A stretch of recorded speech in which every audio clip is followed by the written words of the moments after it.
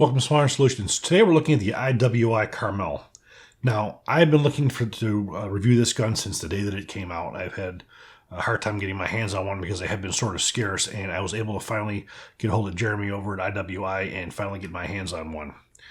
Now, this is one I'm hoping to hold on to for a little while because there's some other comparisons I like to do. I like to do a comparison between this, the ACR and the SCAR, because you see some similarities between this and the fact that it's all polymer. But when you look at the bolt carrier group, this is all IWI. This is very, very similar to that of the Tavor, which we're going to take a look at as well. Now, the information on this is very, very rare. In fact, most of the information I'm going to be giving you came from Tim over at the Military Arms channel. Tim has probably been the only one who's been able to get the information on this from the proper people as to where the history of this came from. So take a look at Tim's video as well to get more of the background on this, but we're going to give you a little bit of that information that basically came from Tim.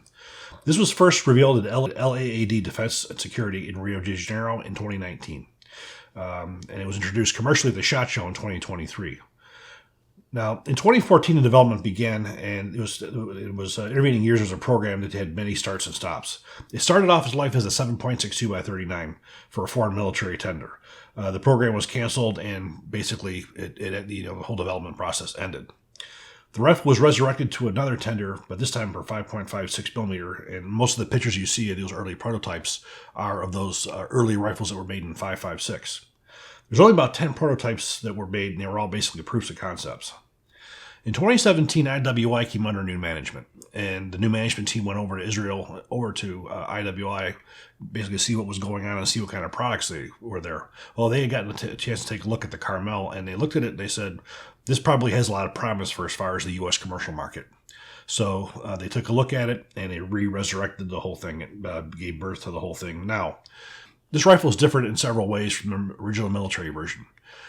This one was made originally for military use, but then when IWI USA said we wanted to develop it, they made it more towards the commercial customer. For instance, 1913 rails on the original one. I mean, the original one had 1913 rails all the way around. Again, they went with an M-LOK handguard. The original handguard was also shorter, making the gas valve a lot more accessible. Basically, it was cut off towards the front here, so the gas valve was more easily able to get to than this one here is. This one you have more basically handguard space on it. And the original one had actually a quick change barrel, very similar to that of the LMT, where you could just pop out 2 screws and you'd be able to change out the barrel. That was eliminated, so this is now basically a fixed barrel. So that's another one of the changes that it had. So let's look at some of the features of this. We basically have a short stroke piston on here. We have, starting from the rear, we have both telescopic. You pull up for use with a shorter optic. And then, of course, you have the ability to side fold. So your stock goes all 3 ways. Now, the one thing that I did change was the grip. This came with one of the BCM type grips, Warfighter type grips. That had to go immediately when I put the Maya grip back on, which is my particular favorite. We have ambi safety, left and right. We have an ambi bolt release on the right-hand side, catch and release. And on the left, basically a ping-pong paddle style. Magazine release on the right, magazine release on the left. This thing here has an ejection port cover. It's only right-sided. And again, 1913 rails, free-floating barrel. Now you have a 2-position gas valve, suppressed and unsuppressed. So you look at the overall length. When this thing is in its full folded condition, you're looking at 26 and 3/4 inches. Totally collapsed, 33 3/4 inches. And fully extended with this all the way out, you're looking at about 37 1/4 inches. Weighs about 8 pounds. Now, magazines are Stadag. They're regular, GI type AR-15 M16 type magazines. And for as far as compatibility was concerned, we had several about the range. Steel, aluminum, polymer, many different manufacturers. Everything worked perfect. So let's take a look at what's inside of this thing, the way that it works. So for disassembly, you basically fold the stock, and what we have here is basically a locking gate. So basically, we take that locking gate and we pull that rearward.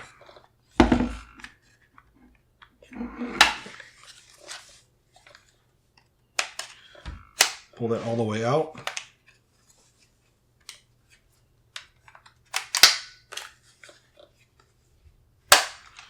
And now we can pull the bolt carrier group out. Then lastly, what we can do we can pull the grip module out by depressing a captive pin.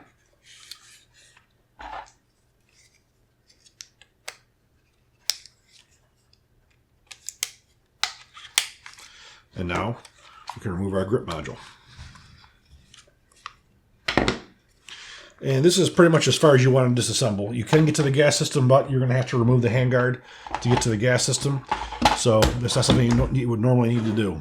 What does this look like? Well, what this is going to look like is something coming out of the Tavor. What we have here is a Tavor 7. This Tavor 7 is in 7.62. And I want to take a look at the bolt carrier group so you can pretty much see where this came from.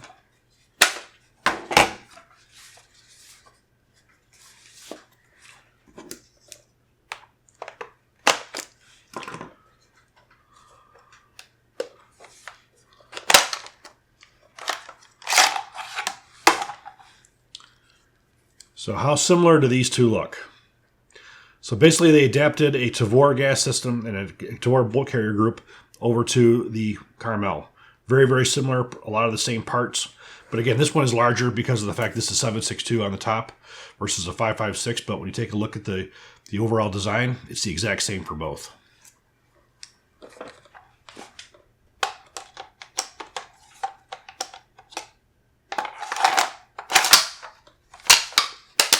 Now for disassembly, basically we're going to push inward on a firing pin retainer pin. We also do have a spring on here, so we're going to push that firing pin in slightly. And that will pull out our firing pin retaining pin. Now we have to remove the firing pin from the rear. We have a cam pin, drops right out, and have your bolt. And that's all of your components. Now taking a look at the bolt, you can see we have two ejectors. Again, you see a lot of rifles that we've been looking at more recently that are using that, which is reliability enhancement, especially for suppressed rifles and ones that are overgassed or using ammunition that's very, very high pressure and they have a large gas port. So it's really a big benefit. And there's your carrier mechanism. This is as far as you would disassemble this. There's no reason for you to do any further than that. So for reassembly, drop your bolt in. You always want to make sure your ejector is on the right-hand side. Drop in your cam pin. Just like so. Then from the rear, we take our spring-loaded firing pin.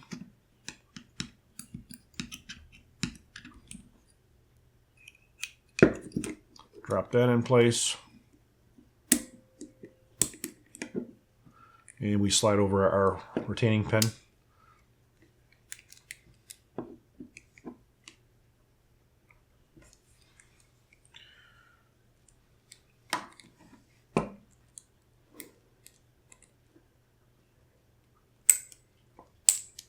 Just like so. Reassembly. All we're going to do is make sure that bolt is in the unlock position. We have to make sure our locking gate is open.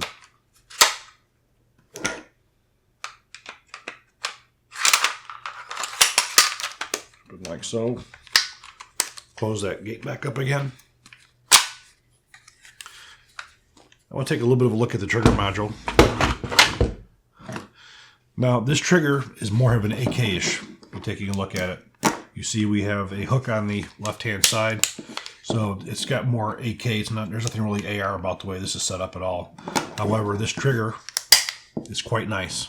It's a two-stage trigger. You guys can take up. And then it breaks pretty cleanly, probably about 5 or 6 pounds in that area. This one's relatively light, very, very easy, very smooth. No complaints here on this one at all. So we just drop that back on all the way up, lock that pin back in place.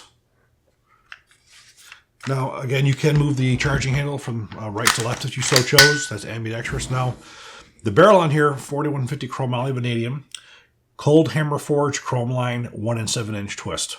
So you have the best of all worlds, the chrome and the cold hammer forged. Now this muzzle device, this is basically designed by IWI. If this was my rifle, I would remove this immediately and throw on an ASR mount so I could fire the thing suppressed. Now, to actuate the gas piston, you can very much just use a shoulder of a bullet or a cartridge case or a bullet. Use that as your tool to manipulate that. So the thing we're going to do now is take this to the range and we're going to see how it shoots.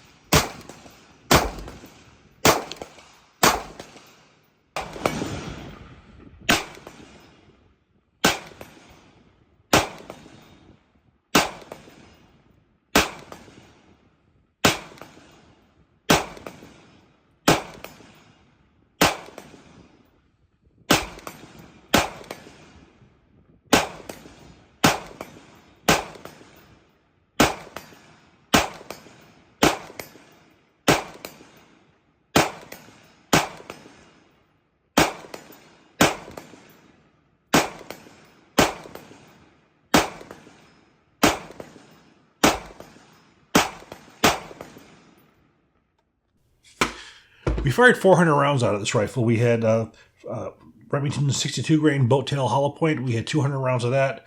And then we had an additional 200 rounds of PMC 55 grain full metal jacket. And not a single malfunction. This rifle was very, very pleasant to shoot. I know people looked at it in the past. They basically said, why? This is for the guy who does not want an AR-15. He wants something different. So in all those rounds, we had no malfunctions whatsoever. Very pleasure to shoot. And our best group we got with that was 1 1/4 inches at 100 yards using some Black Hills 55 grain full metal jacket boat tail. Most of the groups were around 2, 2.5, but we did have one group that was about 1 1/4.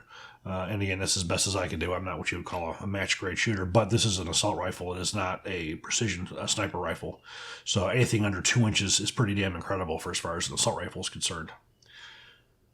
Now, what I plan on doing in the future is doing more of a comparison between this and some of the other polymer type rifles, again, like the ACR and like the SCAR. So you can look forward to some of those videos coming up in the future. Also, to thank our friends over at Challenge Target for providing the steel targets. With the exception of just the groups, everything else was done on steel at over 100 yards. Again, it's a hell of a lot more fun getting that immediate feedback of that ping once those shots hit. If you guys are looking for any challenge targets, take a look over at their website. 10% off of any of their steel targets using our code SAS. Hope you guys enjoyed this video. If you do, please click like, please subscribe, and even better, share.